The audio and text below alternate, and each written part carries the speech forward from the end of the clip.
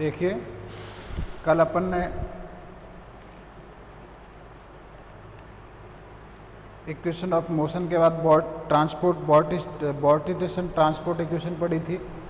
आज हम जो पढ़ेंगे वो पढ़ेंगे सर्कुलेशन। सर्कुलेशन क्या होता है? एक क्लोज्ड कर्व के अलोंग जो लाइन इंटीग्रल जो होता है उसको अपन कहते हैं सर्कुलेशन। क्लोज्ड कर्व के अलोंग जो लाइन इंटीग्रल होता है उसको क्या कहते हैं? Circulation. We know that an important concept of fluid dynamics the circulation which is defined as the line integral of velocity along a closed curve. The line integral of velocity along a closed curve is called circulation. तो बस ये छोटा सा topic है अपन के, फिर अपन non dimensional characters पे आएंगे, यूनिट का जो सेकंड पार्ट है। तो अब आज अभी करते हैं सर्कुलेशन। देखो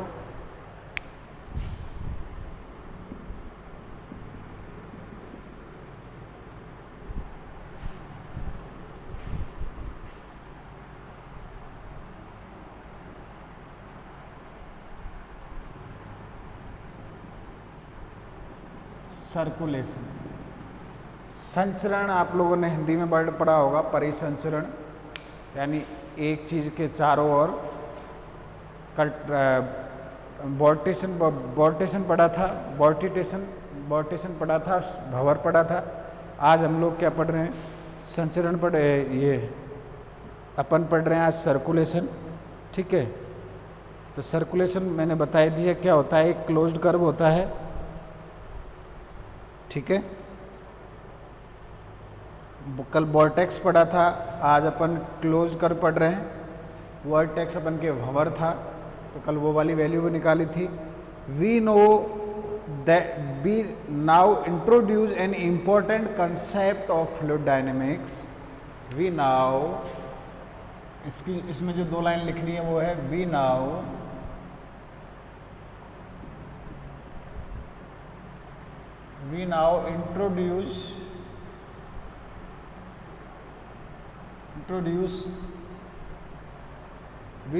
introduce an important concept of fluid dynamics, an important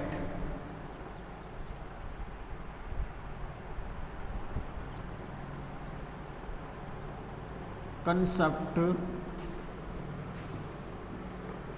in fluid dynamics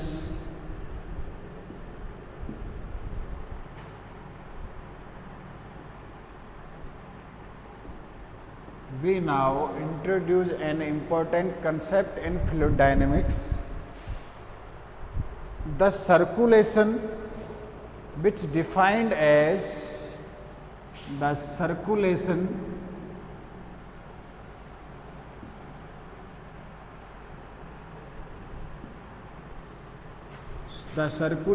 which defined as the line integral of velocity, as the line integral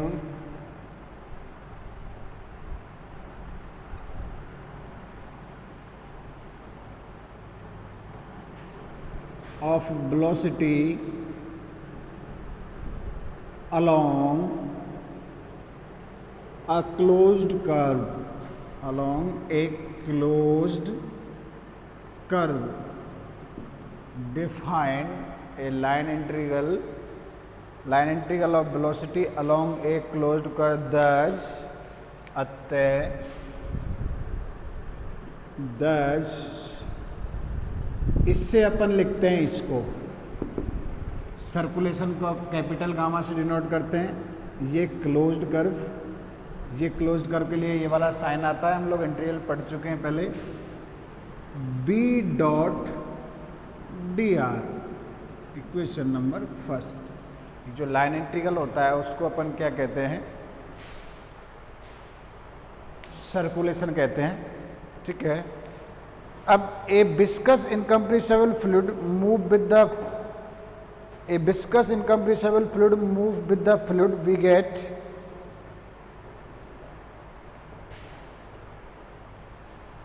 अगर इसका डेरिवेटिव कर दें a viscous incompressible fluid move with the fluid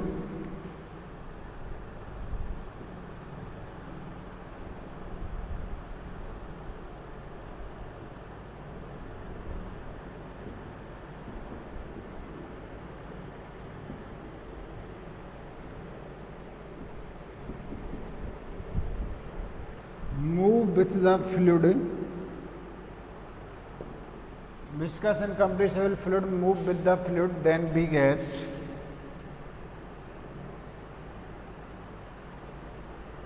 अगर हम इसका derivative कर दें, इसको क्या करते हैं डेरिवेट, तो डेरिवेट हमको पता है कहाँ चला जाता है, इंटीग्रल साइन के अंतर्गत चला जाता है।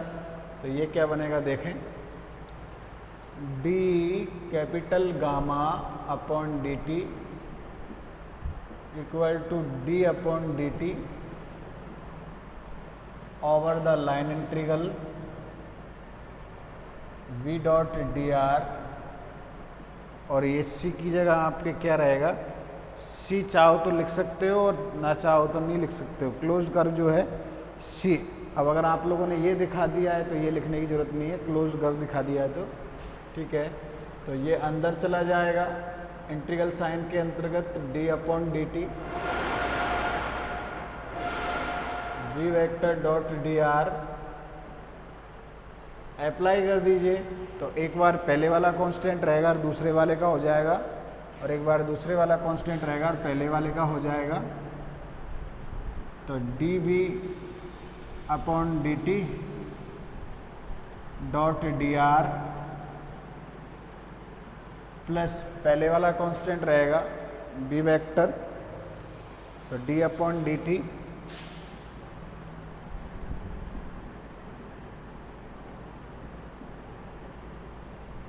और डी आर वेक्टर, ये वाला बन जाएगा इक्वेशन नंबर 2। इक्वेशन नंबर कौन सा हो गया आपके, 2 हो गए। नेक्स्ट देखें, but the term is the difference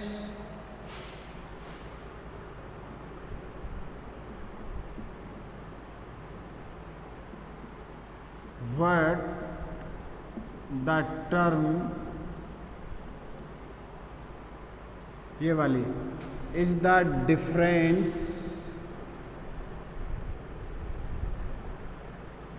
of velocity at end point of the line vector, difference of velocities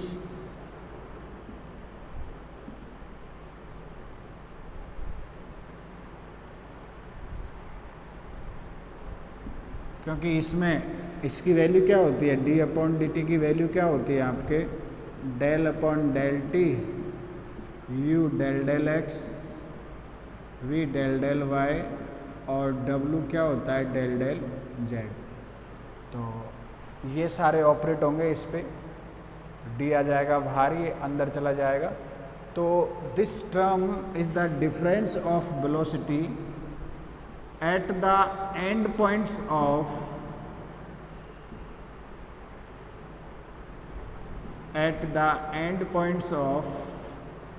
कौन से एंड पॉइंट्स, तो at the end points of the line vector, the line vector dr at the end points of the line vector dr। तो इसकी जो value है d upon D T dot D are, इसकी value को हम लोग क्या लिख सकते हैं, देखो v डॉट डी आर आगे डी आर डॉट डेल, और पीछे क्या लिख सकते हैं b। वैसे भी हम लोगों ने देखा था कि डेरिवेट हो ही रहा था, u dot del x del upon del x आ रहा था, b dot del upon b into del upon del Y, और w इंटू डेल अपॉन क्या आ रहा था, डेल जेड आ रहा था। तो ये वाला आ जाएगा इक्वेशन नंबर 3। अब कल एक्सटर्नल फोर्सेज के बारे में पढ़े थे, तो external force F equal to क्या था, अपन ने देखा था external force F equal to क्या था, पोटेंशियल फोर्स के बारे में पढ़े थे, माइनस में डेल्टा ऑफ F था कि नहीं, ठीक है। तो अब वहाँ से देखो, वहाँ से क्या होता है, उसकी वैल्यू रखेंगे। अब Navier Stokes equation of motion जो होती है वही वोर्टेक्स इक्वेशन थी, ठीक है। तो also the external forces are conservative, also the external forces are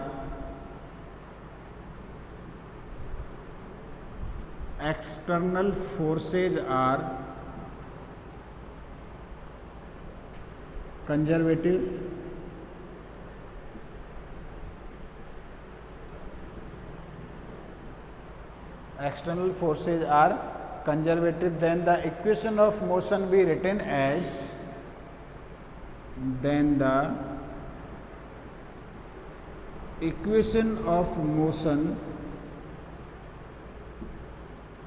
may be written as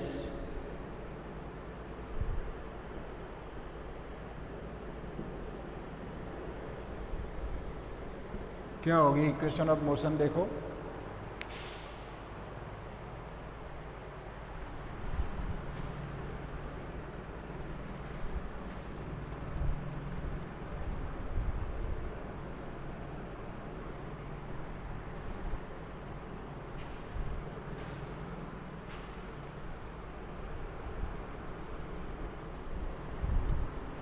F की जगह माइनस का क्या हो जाएगा, एफ था rho D V upon D T, क्या होती है आपके rho D V upon D T, rho F vector minus del P plus mu del square B vector. एक तो रो से डिवाइड कर दो तो D V upon D T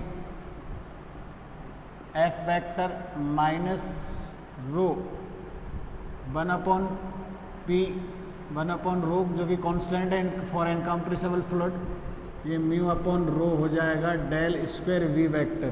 for the conservative forces minus इसकी वैल्यू क्या थी, del F V vector, और ये डेल पी है आपके, तो ये 1 upon P del P F P del P plus ये न्यू हो जाएगा kinematic viscosity nu equal to mu upon क्या होता है आपके रो होता है, इक्वल टू आपके चल रहा है D vector upon D T, तो इक्वल टू माइनस का डेल कॉमन आ गया, बी एफ प्लस कितना आ जाएगा 1 upon rho of B vector, sorry P upon rho plus nu del square V vector. ये डेल यहाँ पे ये है ना, ये वाली टर्म, इसकी वैल्यू चाहिए ना अपन को, इसलिए ये निकाल रहे हैं। तो डेल बी अपॉन क्या डेल टी, इसकी ये वाली वैल्यू होगी।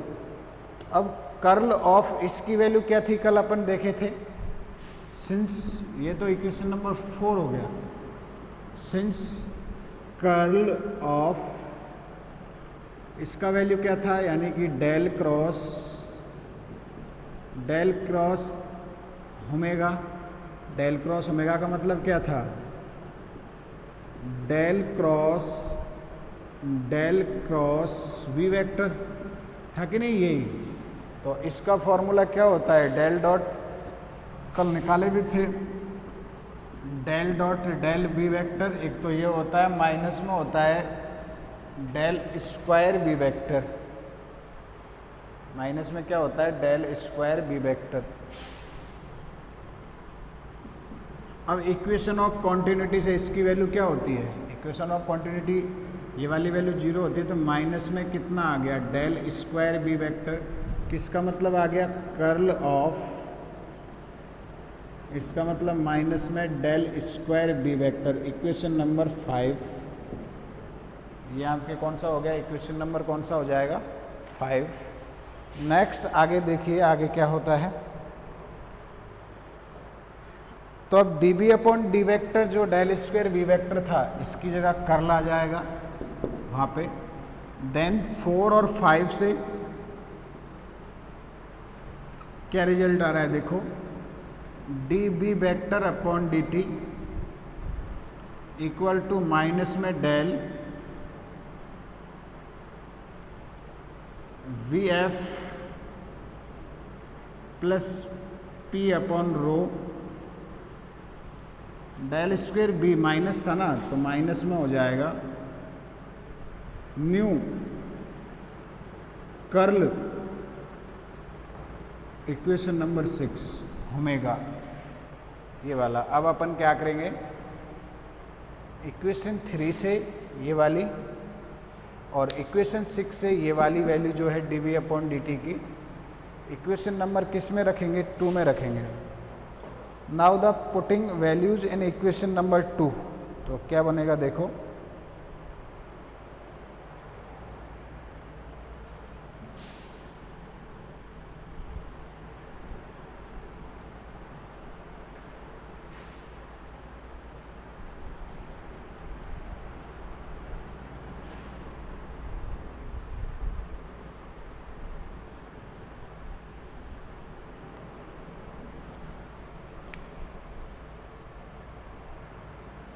now putting values of equation number 3 and 6 in equation number 2, we get the following result: d gamma upon dt equal to closed curve। पहले dv अपॉन dt की value रखो, तो minus में del, minus sign तो ले जाओ बाहर, minus में या रहने दो, माइनस में del B F vector plus nu P upon rho minus में न्यू और कर्ल ओमेगा इनटू में था D R vector minus sign, फिर लास्ट में क्या था आपके plus B dot D R upon D T. तो वी डॉट की वैल्यू क्या है आपके देखो,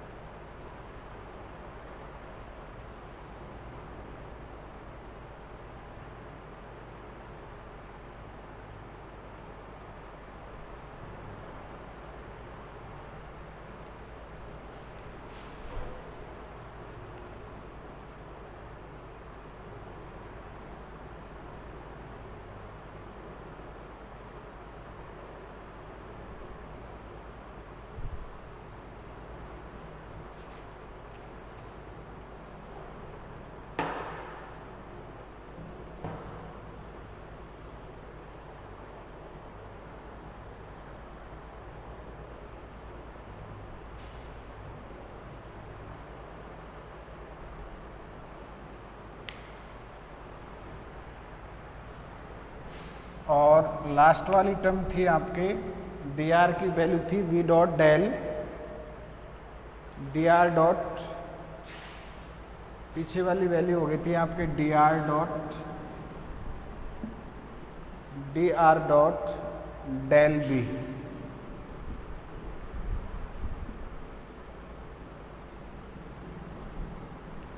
D R dot del B, ये वाली वैल्यू हो गई थी आपके, ठीक है। और इनटू क्या था, बी वेक्टर आगे था ही, तो ये बी स्क्वायर हो जाएगा और डी आर। अब इसको हम लोग क्या कर सकते हैं, आगे इसको सॉल्व करें तो देखो कौन कौन पीछे चला जाएगा। माइनस साइन जो था हाफ बी स्क्वायर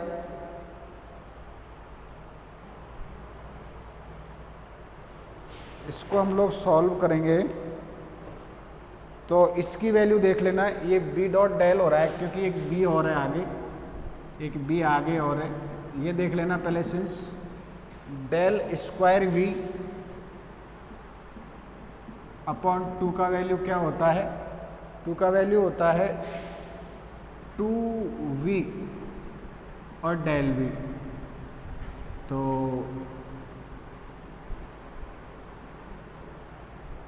हाफ ये होता है, ये वाला 2 से 2 कट जाएगा, ये वाला वैल्यू। तो इसकी जगह हम लोग लिख सकते हैं, ये किस में था? प्लस में। यहाँ पे क्या था? माइनस। तो इसकी जगह लिख सकते हैं, तो आपके लाइन इंटीग्रल क्या बचेगा?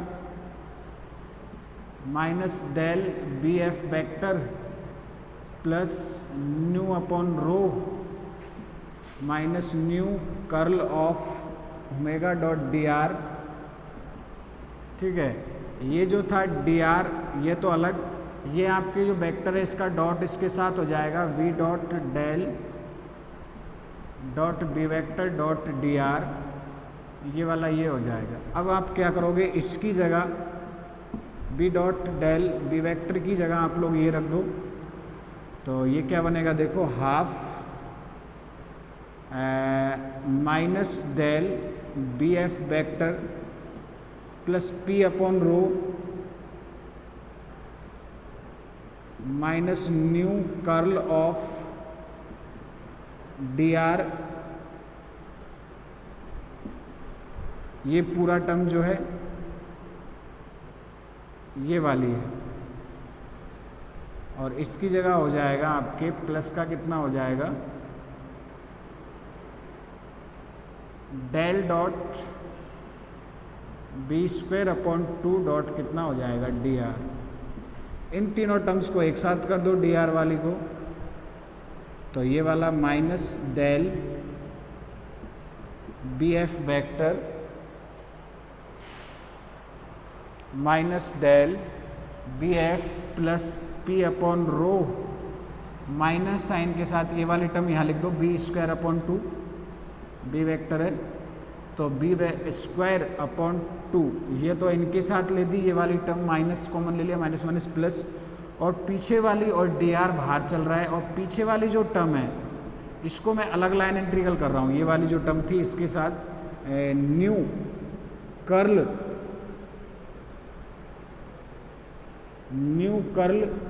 मैं इधर लिख रहा हूँ, हाँ दिख नहीं रहा होगा, जो लास्ट टर्म थी उसको इधर ऐसे लिख रहे हैं, देखो, न्यू की जगह न्यू और कर्ल की जगह कर्ल, ओम की जगह ओम डॉट कितना? D R. तो ये वैल्यू अगर नीचे नहीं दिख रही हो तो मैं एक बार ऊपर और लिख देता हूँ, देखें।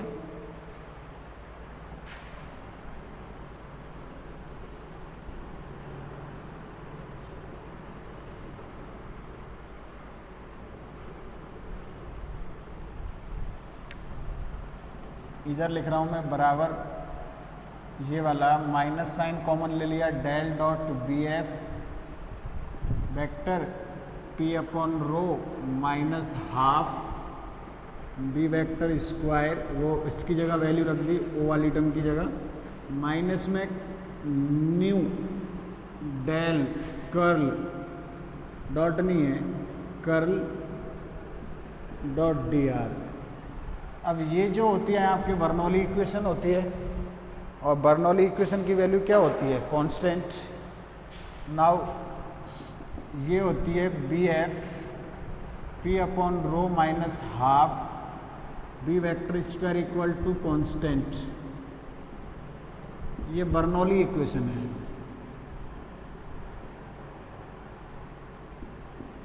बर्नौलीज इक्वेशन,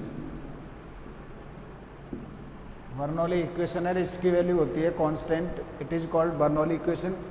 इसलिए जो आप ये डेल निकाल रहे हो, इसका del of B F P upon rho minus half B vector square equal to derivative of B F vector minus plus P upon rho minus half B vector का square, इसकी वैल्यू क्या हो जाएगी आपके? 0। ये 0 हो जाएगा तो लाइन इंटीग्रल आपके क्या बचेगा फिर?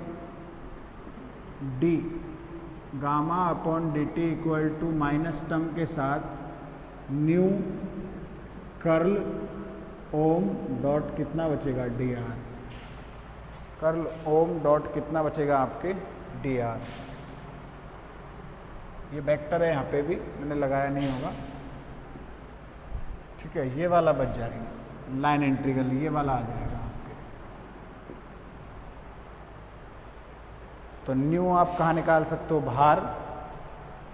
न्यू है जो इंटीग्रल से कहाँ आ जाएगा, बाहर। न्यू को बाहर निकाल दीजिए। Equation number 7। तो ये आपके सर्कुलेशन आ गया। This the rate of change of circulation in a closed curve. आपको पता है सर्कुलेशन कौन था, गामा, कैपिटल गामा, जो equal to closed curve integral closed integral V dot क्या था, डी आर। तो this the rate of change of circulation, ये इक्वेशन क्या करिए, रेट ऑफ चेंज हो गया ना सर्कुलेशन में, दस the rate of change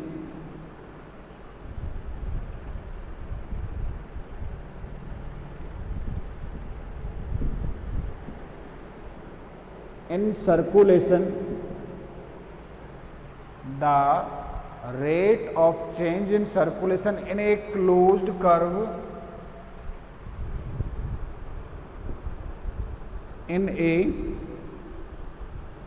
closed curve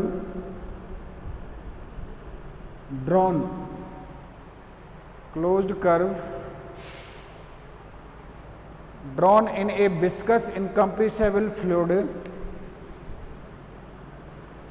drawn in viscous incompressible fluid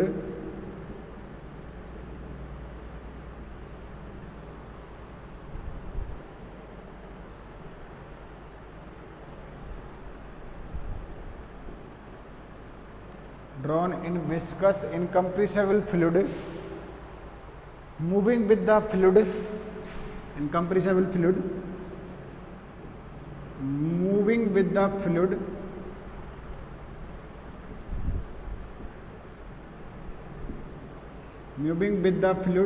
depends on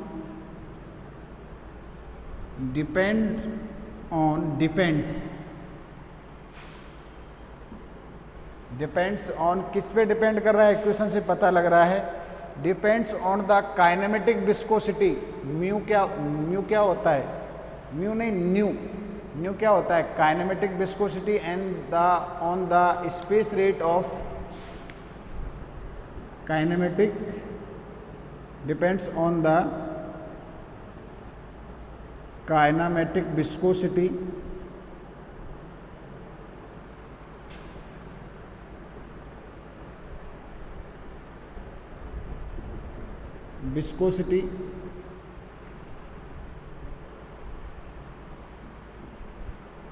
nu and on the space rate change of, on the rate of change of vorticity component and on the rate of change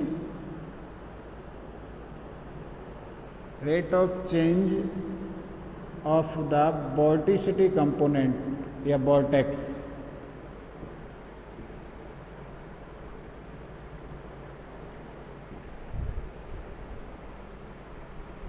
भवन, इस पे ये क्या करता है, depend करता है।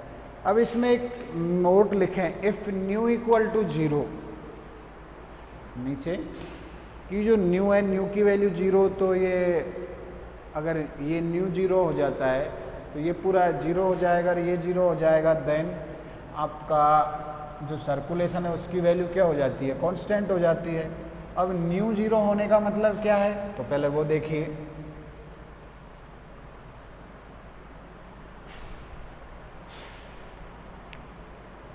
New 0, new पे काम कर रहे हैं, न्यू इक्वल टू क्या होता है, mu upon rho, this implies that mu equal to 0, क्योंकि incompressible fluid rho as a constant. तो न्यू इक्वल टू 0 का मतलब है म्यू इक्वल टू 0 यानी for very small viscous force. If nu equal to 0 then it fluid is takes in if nu equal to 0, then the fluid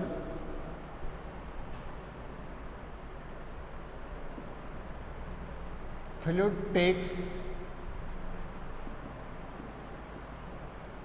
inviscid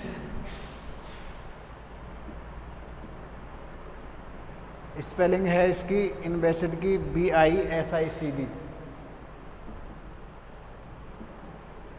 इनवेसिड we get well known Kelvin circulation theorem, we get well known Kelvin, इसको kelvin theorem कहते हैं, kelvin circulation theorem, जिसके लिए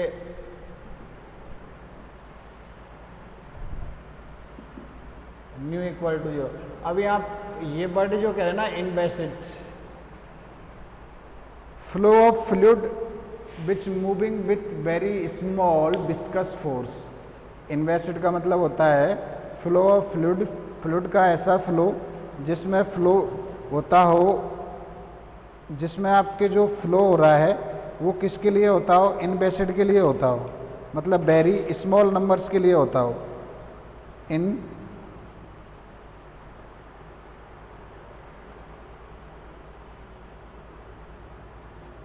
इनवेसिड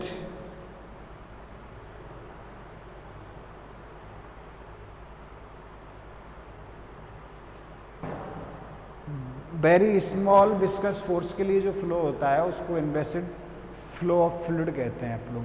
new equal to 0 ना, new equal to 0 का मतलब mu equal to क्या होता है, 0 होता है। तो ये आपके, और ये जो कह रहा है केल्विन थ्योरम, केल्विन थ्योरम क्या कहती है, an inviscid flow is a type of flow. मैं लिख रहा हूँ इनवेसिड फ्लो क्या होता है, इसकी डेफिनेशन लिख रहा हूँ। An inviscid flow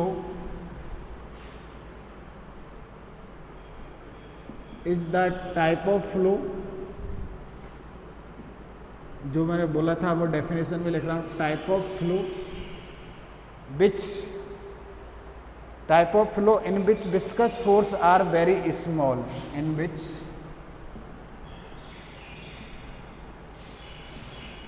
viscous force are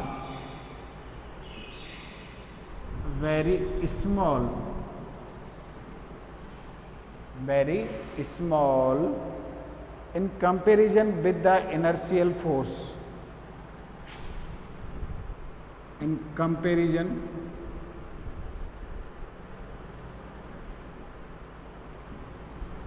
with the inertial force।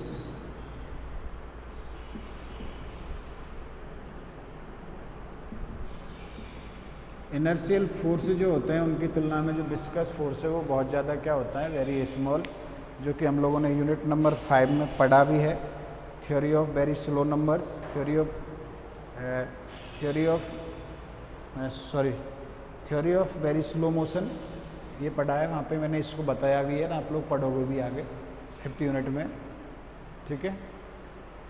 Next इसी यूनिट का चैप्टर नंबर 3 शुरू होता है, चैप्टर नंबर 3 शुरू होता है जिसमें नॉन डायमेंशनल पैरामीटर्स हैं, जिसमें अपन चैप्टर नंबर 3 यहाँ से चालू होता है, जो कि यूनिट नंबर 1 में आता है, वो उसमें है नॉन डायमेंशनल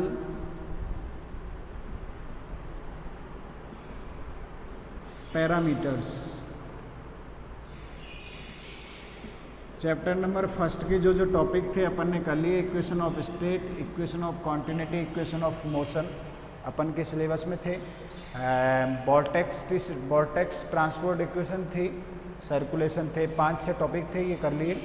अब ये बड़ा चैप्टर है, ये भी, इसमें काफ़ी सारी चीज़ें अपन को पढ़नी है, वो चैप्टर नंबर 3 से ली गई है यूनिट नंबर 1 में, वो अपन पढ़ेंगे यहाँ पे नॉन डायमेंशनल पैरामीटर्स।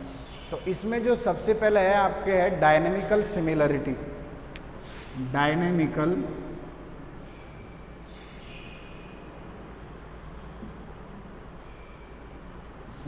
सिमिलरिटी। अब डायनेमिकल सिमिलरिटी का मतलब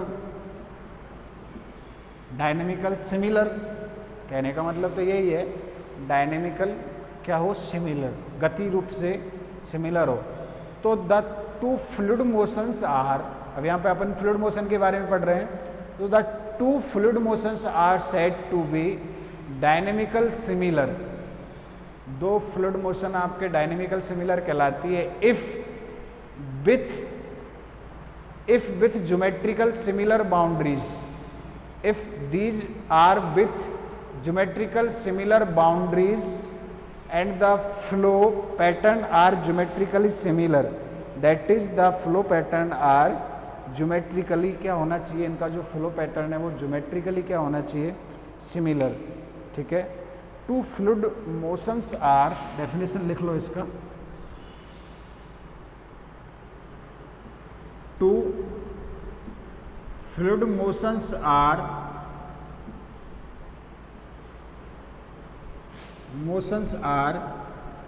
said to be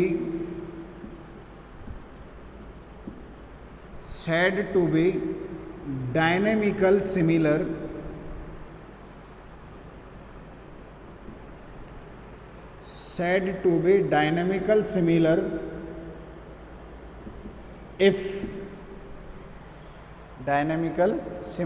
if these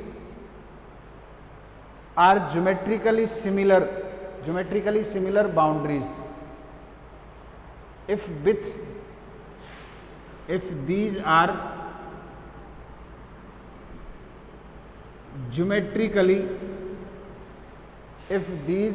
if the flow patterns are geometrically, if their flow patterns are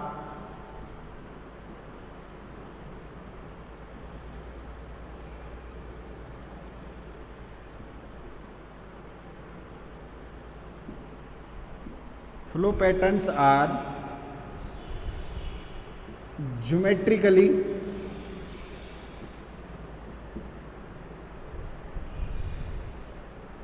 similar,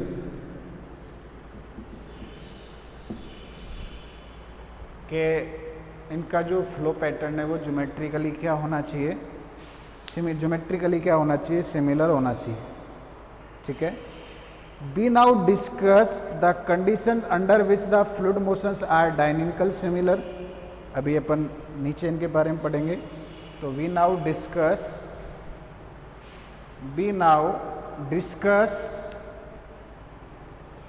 the conditions under which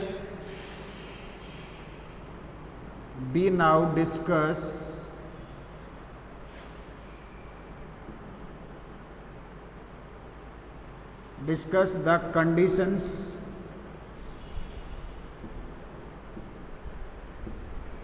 under which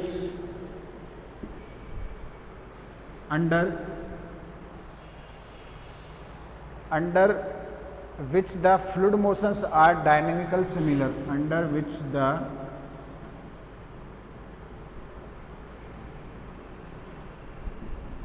fluid motions are dynamical similar, fluid motions are dynamical similar, dynamical क्या हो, similar हो। ठीक है, there are two methods for find out these parameters, there are two methods for find out these parameters।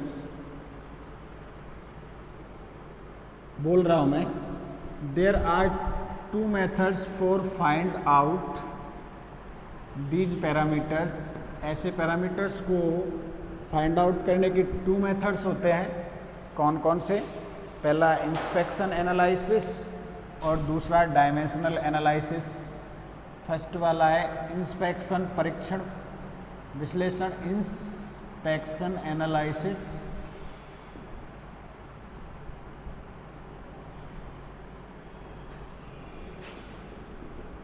And दूसरा dimensional analysis. Dimensional analysis पहला है inspection analysis और दूसरा है डायमेंशनल एनालिसिस। तो अभी जो अपन फर्स्ट में पढ़ेंगे वो पढ़ेंगे इंस्पेक्शन एनालिसिस। पहला हेडिंग डालेंगे हम लोग इंस्पेक्शन एनालिसिस।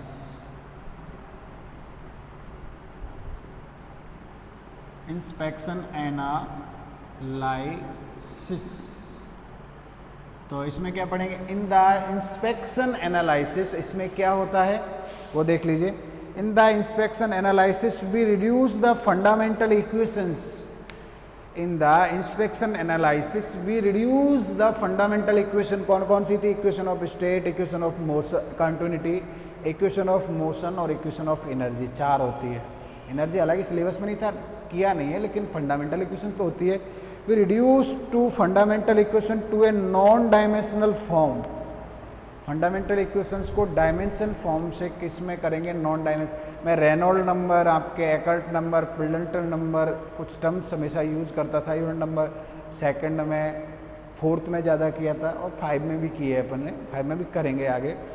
तो obtain the non dimensional quantities where the quantities with subscript O are certain reference values associated with the flow।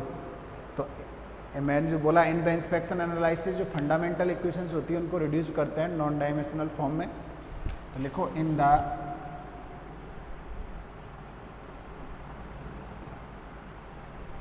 Inspection analysis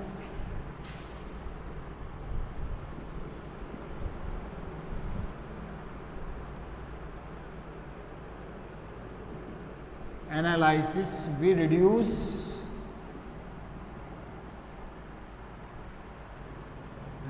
the fundamental equations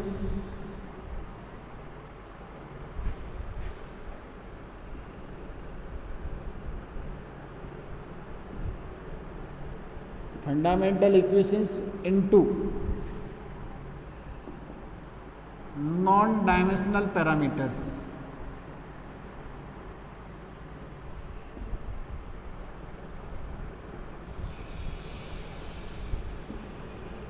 इसमें रिड्यूस करते हैं नॉन डायमेंशनल्स फॉर्म, या parameter लिख दो, एक ही बात है। Non dimensional form,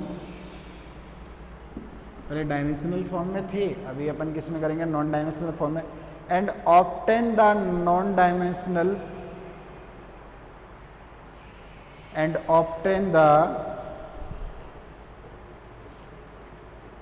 non dimensional parameter form and obtain the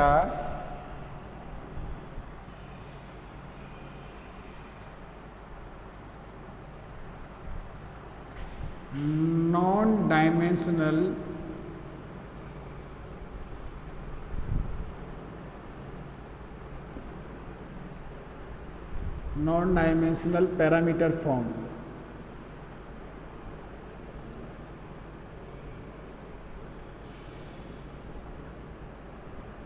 पहले नॉन डायमेंशनल फॉर्म में कन्वर्ट करेंगे, फिर ऑब्टेन करेंगे नॉन डायमेंशनल पैरामीटर फॉर्म। दूसरा, इन द डायमेंशनल एनालिसिस, दूसरी डेफिनेशन पढ़ें, dimensional analysis second one.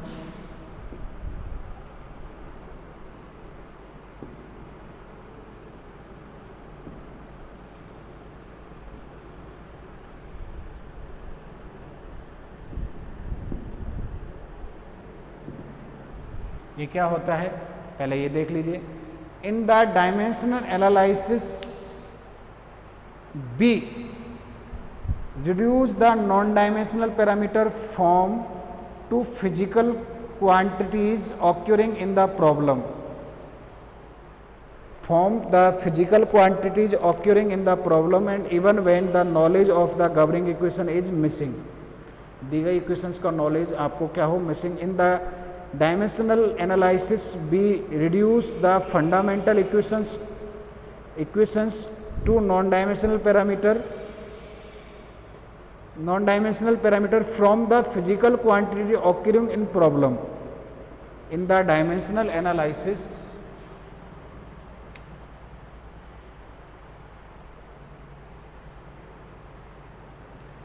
in the dimensional analysis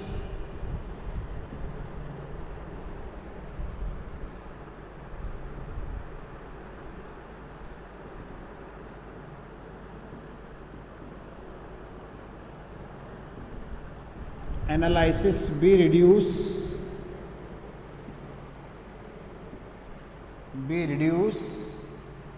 the fundamental equations from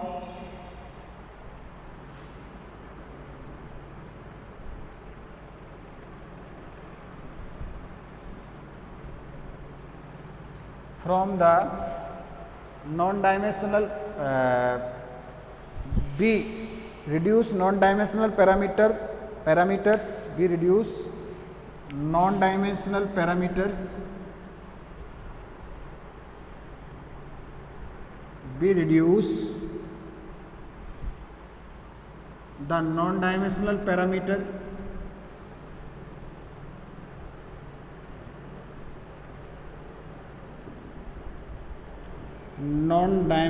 parameters from कहाँ से, तो from the physical quantities from the physical quantities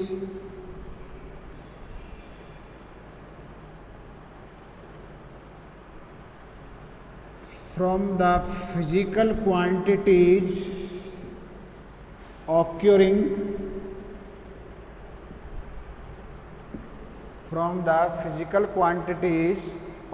in a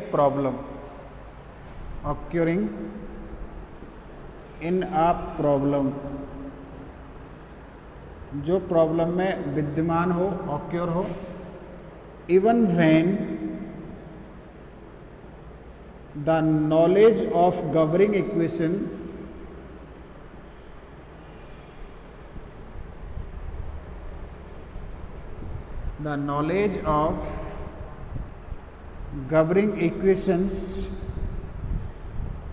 is missing.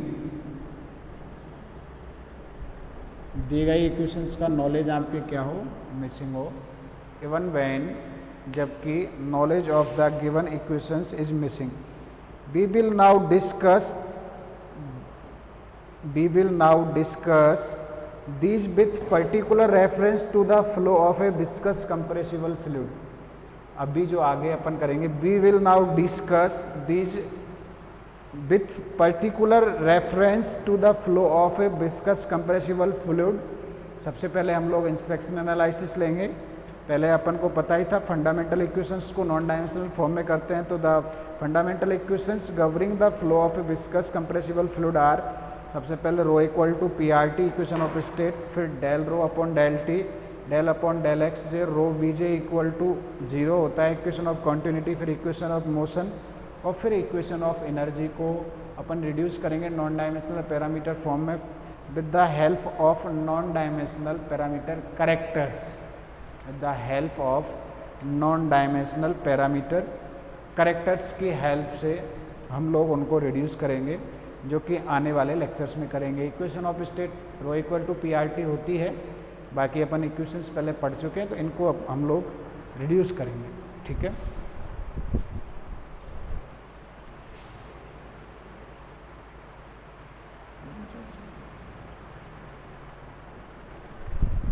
फिर equation of इनको reduce करेंगे, फिर अपन जो Reynold number, Eckert number, Mach numbers, Prandtl numbers, बहुत सारे ये मैं टर्म आप लोगों के पहले काम में लिया था, वो भी अपन निकालेंगे। और अपन यहाँ पे एक चीज़ और ध्यान रखनी है कि ये नॉन डायमेंशनल पैरामीटर करेक्टर्स जो होंगे, म्यू है, जैसे म्यू को नॉन डायमेंशनल, तो ये सबस्क्रिप्ट लगाया जाएगा सबके, एफ तो एफ के ये सबस्क्रिप्ट लगाया जाएगा, एल तो एल के ये सबस्क्रिप्ट लगाया जाएगा, सबके ये सबस्क्रिप्ट, पी तो पी के ये सबस्क्रिप्ट लगाया जाएगा, वेलोसिटी वी के ये सबस्क्रिप्ट लगाया जाएगा, हीट कैपेसिटी पी तो C P naught in non dimensional parameters जो होंगे इनके ये सबस्क्रिप्ट लगाया जाएगा। सबस्क्रिप्ट का मतलब ये subscript using for the non dimensional parameter form, where the quantities with subscript O are certain reference values associated with the flow and this governing viscous compressible fluid in the non dimensional form। वैसे आपके P equal to rho equal to क्या होता था, PRT होता था, तो अब non dimensional parameter form में इसको ऐसे लिख देंगे, कुछ स्टार या O लगा के इनको हम लोग दिखाएंगे नॉन डायमेंशनल पैरामीटर फॉर्म में। सिमिलरली इक्वेशन ऑफ कॉन्टिन्यूटी को भी करेंगे, फिर इक्वेशन ऑफ मोशंस को भी करेंगे। और इनकी जो है P star, rho star, R star, T star, इनकी वैल्यू हम लोगों को नॉन डायमेंशनल फॉर्म में जो आपको दे रखी है, जो मेन फॉर्म थे डायमेंशनल फॉर्म और नॉन डायमेंशनल फॉर्म में रिलेशन बना के इनकी वैल्यू निकालेंगे और वैल्यू आएगी इनकी फॉर्म में, इनकी टर्म्स में, वो इन इक्वेशंस में रखेंगे जो अपन के पहले से आई हुई है। तो वो इक्वेशंस नॉन डायमेंशनल फॉर्म में क्या हो जाएगी, चेंज हो जाएगी। ठीक है।